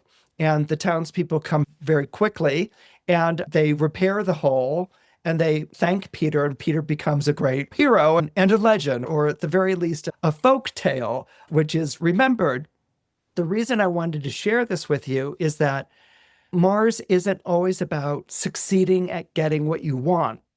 And sometimes what can happen here, because we're dealing with Saturn, which is ruled by Mars, which means that Saturn genuflects to Mars, but is actually carried by Mars. Mars invokes the Saturn energy here. What happens is that you might be involved in a test of your endurance. You might be involved in a situation in which you feel like you can't leave it, and that if you left it, it would be disastrous. It would be a bad thing, or what would people do without you? And a lot of times people talk about like, well, they have to take care of themselves. They say things to themselves about like how I can get out of this. You're a Scorpio, Scorpio rising. You don't tell yourself how you can get out of things. You tell yourself, I'm going to power through this. I'm going to stand by this. And you question yourself constantly about whether it's worth it. Are you being exploited? Are you being used? Is it worth it? And what the planets are communicating here is that it is worth it, that you are performing a service. And it's a service that may be very demanding. And it's a service that may be very hard on you. And it's a service that may not have its rewards right now. But what the planets are also saying is that there's going to come a time when, like the old man, someone comes and sees your plight, they see your predicament, they gather together, help, other people take care of it, help you, and they allow you to leave that situation so that you're not the one who's holding it together. What you may also think about doing is actually calling out and seeing who's there to hear you and who's there to be of assistance. Sometimes when the Aries is too strong, there's a feeling of, I'm alone with this, only I can handle this or shoulder this, and I'm not going to ask for help. So this may also be about asking for help. But you're involved in a situation that you can't just leave, that you have to endure, that that situation will change. And of course, you're going to want to know, well, when's it going to change? And it will probably change in either the beginning of summer or towards the end of it. Actually, June 30th is a good date that comes to mind. And that's when you can leave the situation because it's being taken care of, or other people have come to repair or something along those lines. But you can't leave it now. But more importantly, what you're doing by being there, like Peter, who plugged the hole with his finger and endures as a result of that, what you're doing by being there is saving a situation. It may not be rescuing or salvaging it, but it's saving a situation until things can be done. People can come or resources are made available to take care of it. And so that's a tremendous ask that's being asked of you, but it's also something that you can do. It's also something that you can endure. You don't have to do it alone, but you will know when that time has come when you can leave that situation because you'll be released from that situation. And that's something to keep in mind as you go through this particular period of time. If you're born under Sagittarius or you have Sagittarius rising, this Mars-Saturn conjunction is taking place in the zodiac sign of Aries, and this is a conjunction that's going to benefit you. It's going to be good for you. And the reason for that is because Aries is a fire sign, just like Sagittarius is a fire sign, which means that the relationship that Mars and Saturn are making to your own zodiac sign of Sagittarius is a harmonious one. It's a good one. It's a supportive one. And what's happening here, because of where they're appearing, which is in that part of your solar chart that pertains to arts and entertainment and children and love and romance and creative endeavors, that's quite a list. But anyway, it does pertain to all those things. This is something that is good. Trines are good. Trines open your heart. They make you feel wonderful. They make you feel cherished, and they make you feel appreciated, and they make you feel supported, and they bring you joy, love, and bliss. This is something that's going to open your heart. It's going to build your confidence. It's going to make you feel recognized. It's going to make you feel really good, really proud to be born under Sagittarius or to have a Sagittarius rising. But the planets that are trining you are the two malefics, Mars and Saturn. Now, they're called malefics because their traditional reputation in astrology was that they bring bad things or difficult things. And so everyone wants to sidestep a malefic. A malefic, oh, that's not good. But the malefics are actually really good. They're really wonderful. But like many things in life, we don't really understand how they're wonderful. We see it as something that we don't want to be involved in. As I said, we want to sidestep or avoid or evade. But malefics by transit only show up when you're going through a tough time. And so that's why they've been blamed for bringing tough times. But the malefics, Mars and Saturn together, also bring a strength and an ability to go through that tough time. They may signal tough times, but that doesn't necessarily mean that they bring them. They may signal tough times, and they also give you the power. They give you the stamina. They give you the conviction. They give you the faith to get through that tough time. So what could be going on here is that something that brings you joy is troubled, meaning that person or those circumstances are troubled rather than you being troubled by it. So let's say you're in love with someone. You want the best thing for that person. You want that person to be in a wonderful place emotionally, psychologically, physically, circumstantially, all those things. You want the best for someone you care about. And so this Mars and Saturn conjunction may talk about this person going through a period of time where they are troubled, where they're facing difficulties. And so how do you deal with it? Do you get them to laugh about it? Are you a companion? Do you give them long lectures and sermons on what they can do better? How do you deal with someone who's going through a difficult time? And so that's something that might be very much on your mind these days, where you may even feel like you have to have the answer, the solution, or save them from this. But the point is, with this conjunction taking place in the zodiac sign of Aries, they're in charge of saving themselves. because Aries is a very self-reliant type of zodiac sign. So if it's describing someone that you care about, someone you care about is in charge of saving themselves. Now, that doesn't say like, it's up to you, save yourself, have at it. What it means is that you can give them guidance. You can give them help. Maybe it's just encouragement. Maybe it's just showing up. Maybe it's cooking dinner. And if you can't cook, maybe it's doing the dishes. But something in which you like show up and you're there. And so the person might be going through a difficult time. They might be complaining about it 24/7, but you're there. You listen to it. You see the positive side of something, because by being a Sagittarius, you're committed to optimism. You're committed to seeing the positive side of things. And so this may be what this transit brings out in you. Again, it's not about you rescuing or having the answer. It's about you being there and sharing your humor and your wisdom and your insight and just really being a companion. If we're talking about a creative endeavor, you may be going through a time in which you're experiencing this feeling that you need to push more in it, that you could be better than you're being right now. This is how they express themselves in the zodiac sign of Aries, which is very much about being your best self, or there's room for improvement. You can toughen up, you can run faster, you can work harder. These are things that are very much espoused by Aries as a zodiac sign. And so Mars here might be provoking you to be better at a creative endeavor, like you need to challenge yourself more in your cooking or your painting or your macrame. You need to take on more challenging designs or more challenging tasks. You may find that you're not really good at it right away. And part of you might be like, well, why am I doing this? I'm going to skip it. And Mars is like, you're doing it because this is a challenge to make yourself better. This is a challenge to hone your skills to make yourself better.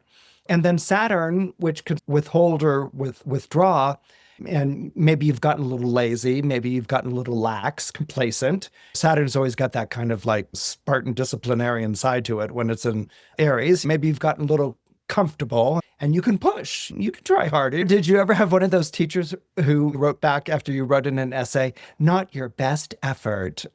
I did. But anyway, the Saturn might be saying, not your best effort. And so you might be insulted or whatever, but also provoked by the Mars to give it your best effort next time, to show them. So this trine isn't just like giving you good things and handing them to you on a platter. This trine is teaching you to bring more of yourself to a situation. Maybe you need to be more disciplined, more focused. Maybe you need to dig deeper into yourself. And all of these things you're going to find very rewarding and very fulfilling. That's the nature of a trine. If you put in energy into a trine, then the trine will reward you. Now, if there were benefics, it would be easier. It would be like benefics are like, you showed up, you're adorable, I love you, here's your reward. But when you're dealing with the malefics, like Mars and Saturn, it's like, well, did you give it your best shot? Did you really put your all into it? Did you really test yourself? Did you really challenge yourself? Do you really feel like that's the best that you could do? And so these things are meant to provoke. They're meant to challenge, not to discourage and not to dismay. They're meant to show you that you can grow, that you can be better. And wouldn't it be better if you committed yourself to that than saying, okay, all done, it's fine, it's the best I could do. They're going to say, was it really the best that you could do? So if you can get into that headspace with this trine, yeah, you'll find yourself really achieving things that you never thought that you could achieve before, but also really being delighted, taking real pleasure in what it is that you can do when you truly apply yourself. If you're born under Capricorn or you have Capricorn rising, this Mars-Saturn conjunction in Aries is going to be very profound for you. First of all, as I said earlier in this episode, Mars and Saturn together are really about struggle, particularly when it's Mars and Saturn together in the zodiac sign of Aries. It's about the struggle itself. And there are a few signs that really understand the idea of struggle. They're not expecting things to come easily, and they're not expecting to achieve their aims as quickly as people might imagine. They're expecting a struggle. They're expecting a long slog.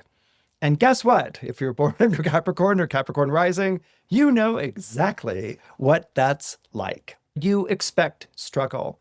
Now, sometimes that can make you come across as being pessimistic, especially when you're offered something or you look at an opportunity and you start listing all the things that could go wrong or are defective or need improvement. And people can be like, wow, you just got this like golden opportunity and that's the way you see it.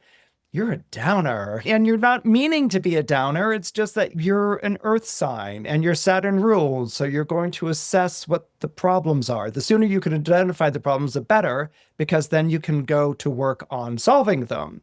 A lot of people identify problems. They see the problems and they're like, okay, this is a losing battle, or this is a bad situation, or I don't want to get involved with this. It's too problematic. It's doomed from the start. But as a Capricorn, you want to see what the problems are right away because you want to figure out how to solve them. You want to figure out how to build on what it is that you are being given to work with, whether that's a relationship or a job or a project or endeavor. Capricorns are always striving to make something better. They struggle to make something better. And they never assume that anything is gratis, that anything is just freely given. So with this conjunction, you understand the idea of struggle. That's something that you get. And it's in the zodiac sign of Aries. And Aries is said to square Capricorn, but it's a very interesting square that takes place between Aries and Capricorn.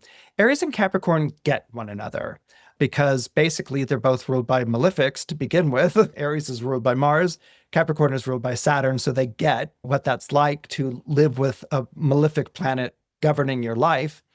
And you can feel at times that you're being given impossible odds to go up against. You can feel at times that you're involved in a futile situation or an exercise in futility. You're wondering if you're ever going to get to where it is you need to get, or whether you're ever going to achieve the things that you want to achieve. But these are the things that make people born under Capricorn and Aries persevere. These are the things that get you going the distance. And particularly with Capricorn, you will go the distance. You're in the latter part of the order of the zodiacal signs. You are connected to the winter solstice. So this is about dealing with scarcity and how to survive and even thrive with that. So as a Capricorn and dealing with Saturn, your ruling planet is Saturn, you're going to identify more with the Saturn part of this conjunction. And the Saturn part is the doubts, the questions, a commitment to going the distance, and a feeling like you haven't seen everything yet. Mars is going to push for the urgency and let's make this happen. And the Saturn is going to be like, yeah, we'll get to that, but let's not make silly choices. Let's not leap first and look at where we're going later. So as a Capricorn, you're naturally committed to that. So this particular dynamic is going to be very much about the struggle, which you identify with, and it's also going to be very fiery with you, meaning that it's going to give you a hot foot, right? As an earth sign, you might be a little slow to take on things, or it might take you a long time to do things. And this conjunction in Aries is going to be like, let's get going. It's going to give you a hot foot. It's going to give you the urgency. Time is of the essence, and you're going to have to respond to that. And you might even question your ability to respond to that or whatever, but you know that you have to respond to that. So this is actually what I would call good for you square. It's going to get you to rise to the occasion of yourself. It's going to get you to activate your talents and abilities, and it's going to get you to climb. It's going to get you to struggle, but with the idea of victory and triumph. This is what Aries brings. Aries doesn't enter a contest not wanting to win it. Aries enters a contest to win. That's what it's about. Capricorns can sometimes focus on the disappointment or the failure, or I'm not going to really be good at this. And Aries is like, get over it. We're playing to win. And so that's what you're going to be feeling about a situation or a set of circumstances on April 19th. We're playing to win. And we're not playing cautiously. We're not playing using failure as maybe a cushion. No, we're doing a high wire act and there's no net below. And so we got to make it the best that we can be. So this is how this conjunction is going to play out with you. But there's also something that's taking place in the background as well. Capricorns are used to going through long plateau periods in their life. More often than not, when people come against an obstacle in their path, they struggle with it and they get through it. Aries, definitely. Obstacles are like, I take them on, I lock horns with it, and I aim to win, and that's going to be it. As a Capricorn, an obstacle can take a long time in your life, maybe years in your life to master, or you might spend a lot of time between triumphs or victories. This is what's taught you longevity and patience, not because you wanted to be particularly patient, but you've learned it, and you've learned not to hurry things. And again, as I was saying earlier, you're not always quick on the uptake of when things need to be hurried. And that's something that you're learning through this conjunction. But the thing that I wanted to also address in the background that's going on is there is a feeling of accomplishment right now in your life. You may be feeling very much like you've accomplished or achieved something and you feel really good about it. But you may also be asking yourself in your life, did it take too long to get here? I know that I can have sheer mountainsides to climb, and that takes a while to do. You just can't skedaddle on up the side of a mountain. You have to really pick your way and find your way. Or I know that I can go through plateaus. But as a Capricorn, you might be feeling the time factor in your life nowadays. Like, has it taken me too long to get here? I mean, I'm glad that I've gotten to where I've gotten and I feel really accomplished and masterful, but did it take too long? And is time running out? And that's something that's interesting because on one hand, that feeling of time running out is good. That plays into the urgency of the Mars component of the Mars-Saturn conjunction. You need a little bit of your feet being held to the fire. You need a bit of that urgency right now. This is a good thing for you. It really pushes you to push yourself and to complete things quickly with an urgency. But that also that feeling of, is it too late? Did it take too long? That can become depressing, to be honest, or that can make you almost feel like, is this futile? But I think what it's really meant to do is connect you to your own time. We often talk about living in time, right? We look at clocks and we have deadlines. But time also lives within us. Everyone has their own time. And so you're operating in your own time right now. And you may be feeling a little bit of a regret or a longing. Did it take me too long to get here? But what I want to bring your attention to is you wouldn't be the wise person that you are, the gifted person that you are, the skilled person that you are, the accomplished person that you are, if it hadn't taken that time. Yeah, you could look back over and see how things could have gone quicker or easier. But we don't always judge our progress accurately. Sometimes those detours and delays are the things that add to our wisdom, not getting it done in a flash. And yeah, now you might be under pressure to produce more. There's more of an urgency. That sense of time can be quickened. You can bring that sense of patience and focus and scrutiny into an urgent situation. In other words, the urgent situation doesn't drive you because of its urgency. You can acknowledge the urgency. You can get into the mode of urgency, but you can still work with the same deliberateness and the same studiousness and the same scrutiny that you have before. So it's really the combination of these two planets that's going on right now, and one that I think that you may find the experience to be both a turning point and foundational. If you're born under Aquarius or you have Aquarius rising, the conjunction of Mars and Saturn in the zodiac sign of Aries is taking place in a wonderful sign and that is in relationship to yours. Basically, what I'm trying to describe here is a sextile. You were born under an air sign. This conjunction is taking place in a fire sign, and air and fire form a natural sextile to one another. They aid and abet one another. They promote one another. They goad each other on to do better than they did before. The way that I like to describe a sextile and its difference from a trine is that a trine is completely 100% unconditional in your corner. It will always give you the love and the support. A sextile is on the same side as you, but the signs have a difference of opinion. They have a difference of approach. And so it becomes more conversational. It becomes more back and forth in the way that we're going to tackle something or do something. Another image that I love to use with a sextile between air and fire is the idea of a hot air balloon. You step into a hot air balloon, you step into the gondola, they turn up the heat and the flame goes and it heats the air and the air fills the balloon and it lifts it up high into the sky. And so sextiles between air and fire signs can be empowering and uplifting. Okay, so this is very much the sensation that this conjunction is talking about. It's making you feel very enthusiastic. It's making you feel very inspired. And it's making you feel very empowered and uplifted and uplifting in the way that you are communicating and interacting with other people. This particular position has to deal with the idea of teaching and guiding. So because you are ruled by Saturn, and Saturn is in Aries and it's forming the sextile to your sign, you may be the person who's doing the guiding and you may be the person who's doing the teaching.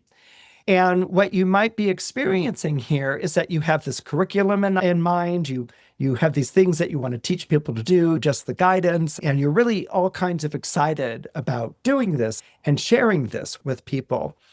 But even though the planets are sextiling, which is good, it's encouraging, it's uplifting, you're still dealing with two recalcitrant planets, Mars and Saturn. You're dealing with two difficult planets. Mars is too urgent and pushy, and Saturn is too resistant and withdrawn. It slows down that three-legged race that I was talking about earlier. And so what you might be coming up against is people's reaction to your guidance. You might be coming up against people's reaction to your teaching. Now, that doesn't have to do with you personally. All of us are really a result of the way that we learned. A lot of times people will talk about education. Did you get a good education or not? Did you go to the proper school? Did you master these problems, these talents and abilities? What we don't talk about so much is the experience of learning and whether it was traumatic. And for some people it was. Learning is its own thing. There are people who can be brilliant, but as children, they failed in school because they were bored or it wasn't speaking to them or they just weren't getting it. So the material they were being taught didn't connect with their genius or it didn't recognize their talents or abilities. If someone's going to be brilliant at art, they're not going to sit through a math class per se. Or if someone's like really good at math, they're not interested in creative writing. We'd love a well-rounded person, but that might not be happening. And so what you might be coming up against as you're working to teach people or mentor them is their resistance. And you might take it a little bit personally, like, is it something with my curriculum or my manner, or maybe they're resisting learning this. But in actuality or in reality, it may be them bringing their history of learning to the situation. Maybe they're used to not getting things. Maybe they're used to feeling on the spot or intimidated in some way. Maybe they know the answer, but they won't raise the hand.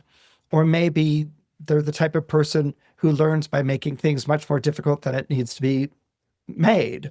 So the sextile is there for the encouragement, but the sextile is also there to get you to experiment, to play around with the way that you teach. The beautiful thing about Aries, what Aries brings to Aquarius, which is really special, is the immediacy of a situation and the personalness of a situation.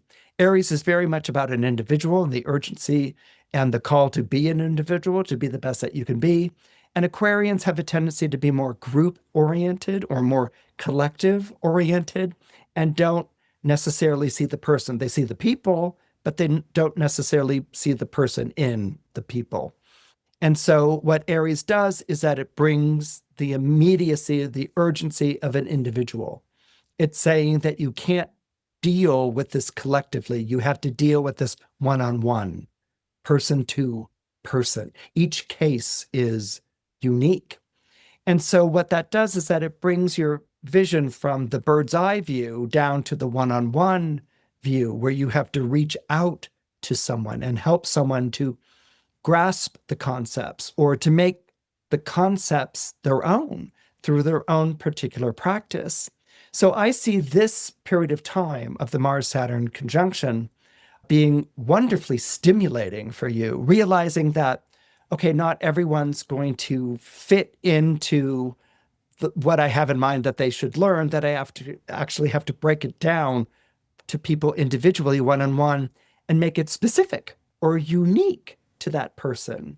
And so what that does is that it gets you to maybe change your approach, but it also gets you to recognize how different people are and how unique they are and how they have to absorb or understand or learn in their own particular way. That there are going to be some people who are very quick, that they're very bored if you have to go over something, and there are going to be some people who need you to go over it several times.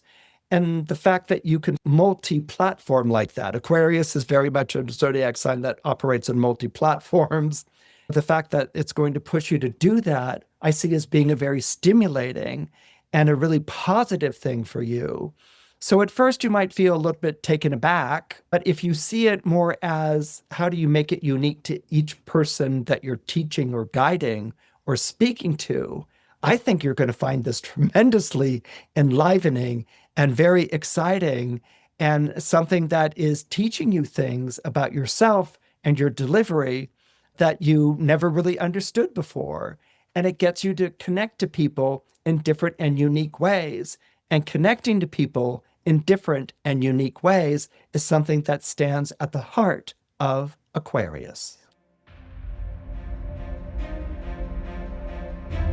If you're born under Pisces or you have Pisces rising, this conjunction between Mars and Saturn is taking place at a very peculiar angle of your solar horoscope. It's taking place in the sign that follows you. It's basically the sign that's next door. And this is what's called a semi-sextile in astrology. It's not a sextile, which is essentially the one sign over. If you're a Pisces, you form a natural sextile to Taurus, or you form a natural sextile to Capricorn. These are two earth signs that would complement your watery nature.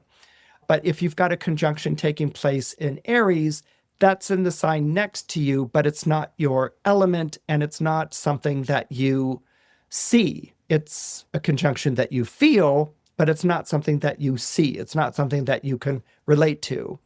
To make a long explanation short, the planets are basically traveling in your blind spot. If you're driving on the freeway, they're like a car that's in your blind spot that you have to reach around to see or use your mirrors to see. And that if you see, that's great, you can negotiate a lane change. But if you don't, that could really be a problem. So what's happening here is because the planets are in your blind spot, they're essentially Mars and Saturn adjacent. So you don't really have a full relationship to them.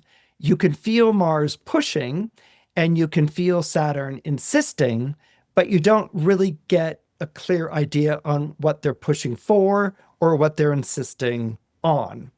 And so something that can happen whenever you feel like demands are being made on you, particularly with a fiery energy, there can be this feeling that you're being put upon, that you're being called to task, or you're being called to take action. And your reaction to that may be to withdraw. Like after a wave crashes on the shore, it withdraws back into the water again to create another wave. So you may recede, you may withdraw from the type of energy. It's too insistent, it's too urgent, it's too demanding. And because in particular, these planets are forming a conjunction in that part of your solar chart that deals with finances, this is something that you might find really problematic, if not depressing. Pisces are either really good with finances or not so good with finances. If Pisces is really good with finances, it's because they get into the whole fluidity of finances and money, the way that money is spent and the way that money circulates, like blood and oxygen in our society. There's a fluidity to money, and that's something that for people born under Pisces or Pisces rising, they can be really good at. That's what makes them very canny investors, or they have a sixth sense for where a trend is going. And indeed, I've dealt with many, or I've had many clients with Pisces rising who are involved in hedge funds. They're just really good at moving that money around. But then there can be just as many Pisces or people with Pisces rising who are horrible at money. It slips through their fingers like water, that it's something that they understand they need to have to enjoy the good things in life. And so they enjoy the good things in life, and they might ignore the bills or the interest rate on the credit card, or they might have borrowed money from someone and forgotten that they owed it. They might have felt like that person really wanted them to have the money from their heart and might not have understood that that person was also expecting to be paid back. So those are things that can also show up with Pisces. Because the conjunction takes place in that house of finances, this can maybe indicate that you're involved in a troubling or a challenging financial position. And it could be bringing up all kinds of helplessness and hopelessness. That might be your reaction to it. This is bigger than me. I don't care about money. I just want to do my art.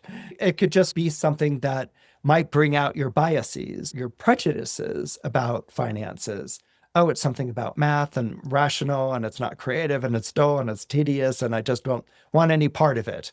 I want to roam free, like the fish sign that I was born under. And so when this shows up here, it's signaling that this is something you need to understand right now and to manage and to master, whether it's managing and mastering your finances or managing and mastering your debt.